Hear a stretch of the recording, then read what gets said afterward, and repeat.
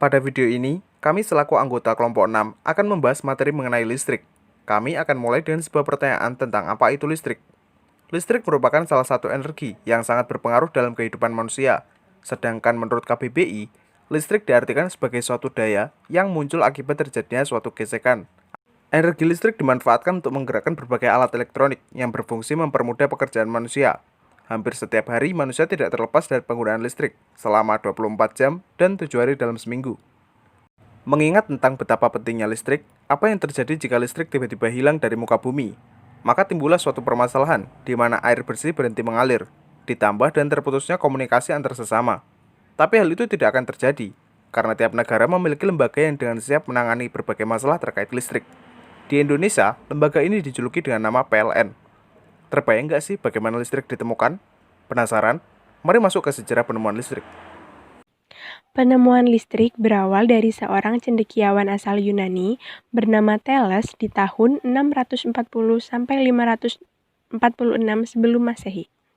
Saat itu, beliau menggosok ember atau yang disebut elektron dalam bahasa Yunani dengan bulu kucing dan mengambil sedikit bulunya. Karena penasaran, beliau pun menulis tentang ember yang bermuatan menggosok. Kejadian yang dialaminya menggambarkan apa yang disebut dengan listrik statis sekarang ini. Namun, saat itu beliau belum mengetahui nama proses dari peristiwa tersebut. Penelitian tentang gaya gerak dari batu ember tersebut kemudian dilanjutkan oleh seorang ilmuwan asal Inggris bernama William Gilbert di tahun 1733. Ia menyebutkan kejadian yang dialami Thales adalah elektrik yang diambil dari kata Yunani elektron atau batu ember. Selanjutnya, pada tahun 1739, Charles Duve berkebangsaan Prancis akhirnya mengetahui bahwa elektrik yang dimaksud terdiri dari kutub positif dan negatif. Penelitian itu kemudian dikembangkan lebih lanjut oleh Benjamin Franklin. Beliau adalah seorang ilmuwan sekaligus penulis, penerbit, dan diplomat Amerika. Franklin pun membuktikan bahwa petir adalah bentuk alami dari listrik.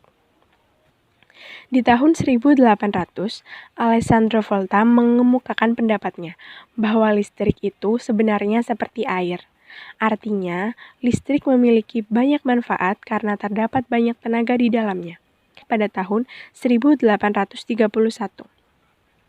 Faraday menyimpulkan bahwa listrik dapat dihasilkan melalui magnet dan perak.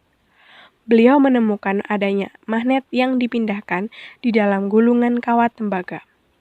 Ternyata, sebuah arus listrik kecil dapat mengalir melalui kawat, hingga kemudian muncul apa yang disebut dengan dinamo pembangkit listrik atau generator listrik.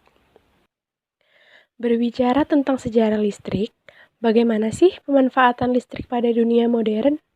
Contoh paling signifikan adalah pembangkit listrik. Yang pertama adalah PLTA, pembangkit listrik tenaga air. PLTA merupakan tenaga pembangkit listrik yang menggunakan air untuk menggerakkan turbin yang terhubung ke generator. Keuntungan dari PLTA adalah PLTA termasuk pembangkit listrik yang ramah lingkungan karena PLTA tidak menghasilkan polusi dan bebas emisi karbon. Yang kedua adalah PLTU, pembangkit listrik tenaga uap. PLTU adalah tenaga pembangkit listrik yang menggunakan uap sebagai penghasil listrik.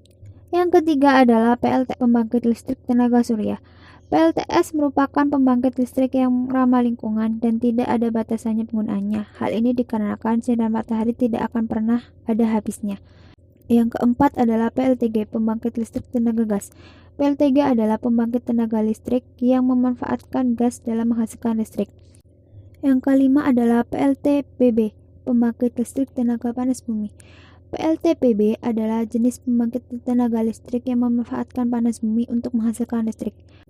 Yang keenam adalah PLTD, pembangkit listrik tenaga diesel. PLTD adalah pembangkit tenaga listrik yang memanfaatkan diesel. PLTD menggunakan bahan bakar berupa solar. Yang ketujuh adalah PLTN, pembangkit listrik tenaga nuklir. PLTN adalah pembangkit tenaga listrik yang memanfaatkan nuklir dalam menghasilkan listrik. Yang kedelapan adalah PLTB, pembangkit listrik tenaga bayu atau angin. PLTB adalah pembangkit tenaga listrik yang memanfaatkan tenaga angin. Tenaga angin akan memutar turbin yang akan menggerakkan generator. Yang kesembilan adalah PLTO, pembangkit listrik tenaga ombak. PLTO merupakan pembangkit listrik yang memanfaatkan adanya ombak laut. Selanjutnya adalah PLTSA, pembangkit listrik tenaga sampah. Selain menggunakan 3R untuk mengurangi sampah, sampah dapat dijadikan sebagai bahan untuk menghasilkan listrik. Dengan memanfaatkan sampah, hal tersebut dapat menghasilkan energi listrik. Selanjutnya adalah PLTPS, pembangkit listrik tenaga pasang surut. PLTPS merupakan pembangkit tenaga listrik yang menggunakan energi yang terbarukan, yaitu memanfaatkan pasang surut untuk menghasilkan listrik. Yang terakhir adalah PLTGU, pembangkit listrik tenaga gas dan uap. PLTGU merupakan kombinasi dari PLTG dan PLTU. Semua penjelasan tadi menyisakan satu buah pertanyaan penting mengenai hubungan listrik dalam biologi. Dilansir dari beberapa sumber, hubungan antara listrik dan biologi disebut dengan nama biolistrik.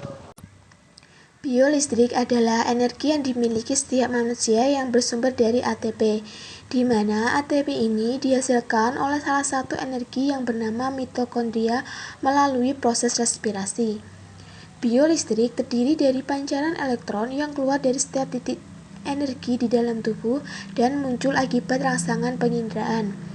Biolistrik memiliki fungsi utama dalam aktivitas manusia karena gaya yang ditimbulkan oleh otot disebabkan adanya gaya tarik-menarik antar muatan listrik yang berbeda di dalam tubuh. Aplikasi biolistrik di dalam tubuh yaitu neuron. Neuron adalah struktur dasar sistem saraf yang berfungsi menerima, memakai, dan menghantarkan aliran listrik atau informasi. Setiap neuron memiliki serabut saraf yaitu dendrit yang berfungsi mengirimkan impuls ke badan sel saraf. Dan akson berfungsi mengirimkan impuls dari badan sel saraf ke sel yang lain. Mungkin hanya itu yang bisa kami sampaikan. Jika ada salah, tolong reply di kolom komentar. Semoga video ini dapat menambah informasi untuk kalian. Di samping itu, kami mengucapkan terima kasih karena telah menonton video ini hingga habis. Dan sampai jumpa.